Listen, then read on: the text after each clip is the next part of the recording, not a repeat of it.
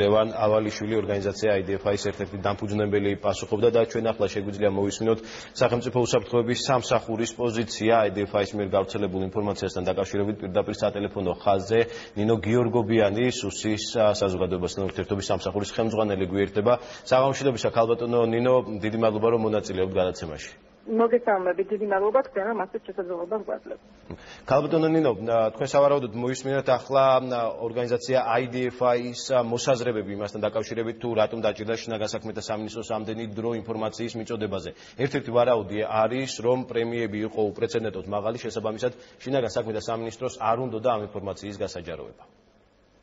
მე მოგახსენებთ პირველ რიგში მინდა ხაზი გაუსვა ინფორმაციას, რომელზეც საუბრობდა თქვენი სტუმარი და ასევე თქვენ სიუჟეტით იყო საუბარი, რომ თანამდებობის პირთა ქონებრივი დეკლარაციების შევსების დროს საფიქსირდა მათ მხრიდან გარკვეული არასწორი და არასრული ინფორმაციის შევსება.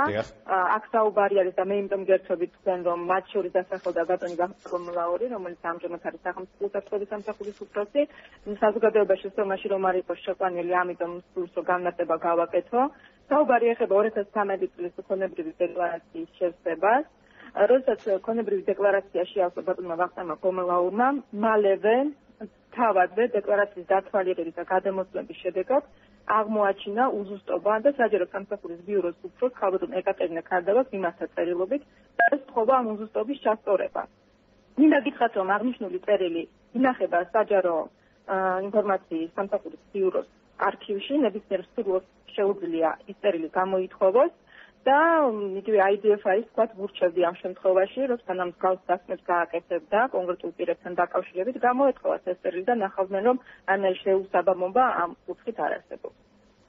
რაც შეეხება თავად ინფორმაციას პრემიების შესახებ, ქალბატონო ნინო, თქვენი ინფორმაციით რამდენად რთული არის ძალოვან უწყებაში ესეთი ინფორმაციის მოგროვება და მოთხოვნის შესაბამისად არასამთავრობო ორგანიზაციისთვის ამ ინფორმაციის მიწოდება? მე ამ შემთხვევაში შინაგან საქმეთა სამინისტროს ნაცვლად პასუხს ნამდვილად ვერ გაგცემ, ალბათ თავად ეცნობა პასუხი. თუმცა ერთი რამ შემიძლია აღვნიშნო, რომ ნებისმიერ თანამდებობის პირი ქონებრივი მდგომარეობის შესახებ დეკლარაციას ავსებს და იქ ყველას აქვს შესაძლებლობა ნახოს მათი ქონების შესახებ ინფორმაცია. და აქვე კიდევ ერთხელ მინდა გავიმეორო, რომ უზუსტობა თავად ბატონმა ვახტანგმა აღმოაჩინა და შესაბამისი წერილით მიმართა საჯარო სამსახურს. ეს წერილი შეუძლია ნებისმიერ სურვილს რომ ნახოს. დიდი მადლობა.